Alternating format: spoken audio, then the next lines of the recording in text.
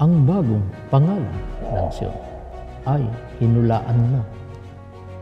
Nasa propesya na pinagpaunang pahayag na ng ating Panginoong Diyos mula sa pagiging Sion, Iglesia ni Cristo, ay tatawagin niya na anak na babae ng Sion, Iglesia ni Cristo hinirang, na kung saan naruroon ang munting kawan dahil iilan lamang sila sa mga naruroon.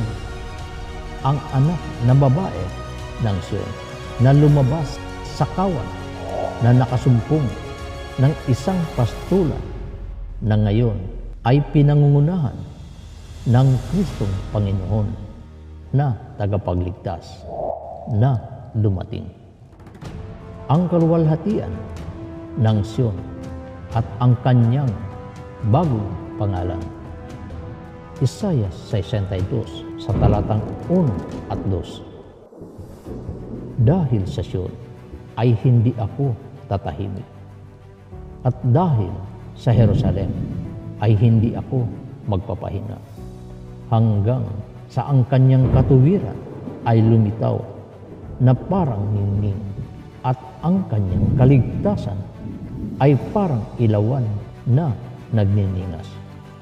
At makikita ng mga bansa ang iyong katuwiran, at ng lahat na hari ang inyong kaluwalhatian, at ikaw ay tatawagin sa bagong pangalan na ipangangalan ng bibig ng Panginoon. Itinuturo ng mga tagapagturo ng kautusan sa sentral ang espiritual na Jerusalem sa huling araw. Ang Iglesia ni Cristo, di umano ang Sion. Kaya hindi na mahirap na unawain batay sa talata na mababasa na tatawagin anya sa bagong pangalan ang Sion, na kung liliwanagin natin, tatawagin anya sa bagong pangalan ang Iglesia ni Cristo. Kaya dapat nilang tanggapin na tatawagin anya ng ating Panginoong Diyos sa bagong pangalan ang Sion, na yan na nga ang Iglesia ni Cristo na tatawagin sa bagong pangalan. Mapipigilan ba nila na baguhin kung nakatakda na tatawagin sa bagong pangalan? Alalahanin ninyo, mga minamahal, paunang pahayag o propesya iyan ng ating Panginoong Diyos, na hindi dapat na maisantabi o mabaliwala. Iyan ang kanyang banal na katwiran na hindi anya siya tatahimik at magpapahinga hanggang sa lumitaw ang kanyang katwiran sa wakas ng lupa, ay baguhin ang pangalan ng Iglesia ni Cristo, at yan ay ayon sa kalooban ng ating Panginoong Diyos. Isaiah 62 sa talatang 11. Narito, ang Panginoon ay nagtanyag hanggang sa wakas ng lupa. Inyong sabihin sa anak na babae ng Sion, narito, ang iyong kaligtasan ay dumarating. Narito, ang kanyang kagantihan ay nasa kanya, at ang kanyang ganti ay nasa harap niya. Hindi sumampalataya ang kasalukuyang Iglesia ni Cristo sa pagpapalit ng bagong pangalan na ang Panginoong Diyos ang may ibig. Matangi pa diyan, sa ano pang katotohanan hindi sila sumasampalataya? Babasahin natin sa gayon ding talata sa ibang salin ng banal na kasulatan ay ganito ang inyong mababasa, inyong unawain. Isaias 62 sa talatang 11, makinig kayo, nagpadala ng mensahe ang Panginoong Diyos sa buong mundo na nagsasabi, sabihin ninyo sa lahat ng taga-Israel na ang kanilang tagapagligtas ay dumating na at may dalang gantimpala. Nagpadala ng mensahe ang ating Panginoong Diyos sa buong mundo.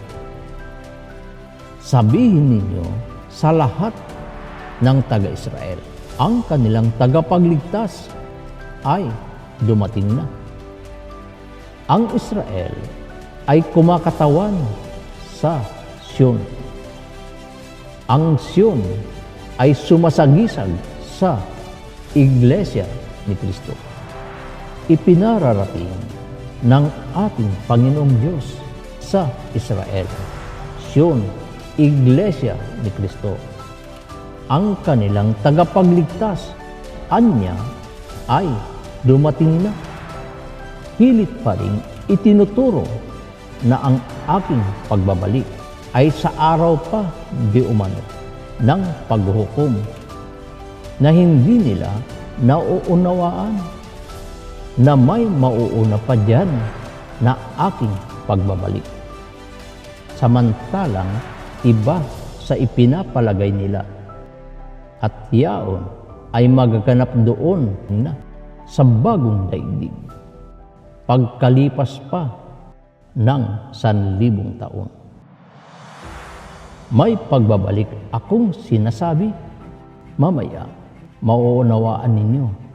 Tumutukoy sa kasalukuyang mundo o sa kasalukuyang daigdig na ito. Ako na anak ng tao ay paparito na gayaan niya ng magnanakaw sa oras na hindi ninyo inaasahan. Mateo 24 sa talatang 43 at 44. Unawain ninyo ito. Kung alam ng may-ari ng bahay kung anong oras sa gabi darating ang magnanakaw, siya'y maghahanda at hindi niya pababayaang pasukin ang kanyang bahay. Kaya't lagi kayong maging handa sapagkat darating ang anak ng tao sa oras na hindi ninyo inaasahan. Dumating na ang takdang panahon, natupad na ang propesya ng ating Panginoong Diyos sa huling araw na ito. Ang pagdating ng inyong tagapagligtas at yan ay ako na inyong Kristong Panginoon na daladala ko ang gantimpala ng mga hinirang. Sa mga pinili ng aking Ama, pinabibigay ang katarungan na yan, ang kanyang banal na katwiran na sila ay aking gagantimpalaan ayon sa kanilang mga gawa para sa lahat ng mga nakapagtiis na nakapagtagumpay sa panig ko at sa panig ng aking Ama na inyong Panginoong Diyos. Lucas 18 sa talatang 7 at 8.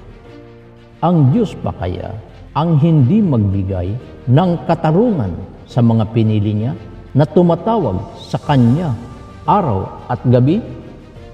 Tinitiyak ko sa inyo, nabibigyan niya agad sila ng katarungan. Ngunit kung ako na anak ng tao ay bumalik na rito sa mundo, may makikita kaya akong mga taong sumasampalataya sa akin? Sinunod niyo ba ang bilin ng aking Ama? Sabihin ninyo sa lahat ng taga-Israel, ang kanilang tagapagligtas ay dumating na. O sabihin sa buong Iglesia ni Kristo na ang kanilang tagapagligtas ay dumating na. Hindi ninyo nagawa sapagkat iilan lamang ang nakakikilala sa akin na mga hinirang na sumunod sa akin na kabilang ngayon sa munting kawan. Ako na anak ng tao na nagbalik sa mundong ito, na nagpauna kung may makikita kaya akong mga taong sumasampalataya sa akin. Sinabi ko ito sa Iglesia ni Kristo na aking katawan.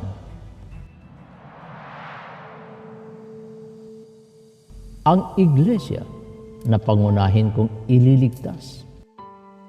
Pagkatapos ay ang mga hintil na nasa labas ng aking Iglesia, na inyo namang agad-agad na hinahatulan na hindi sila maliligtas.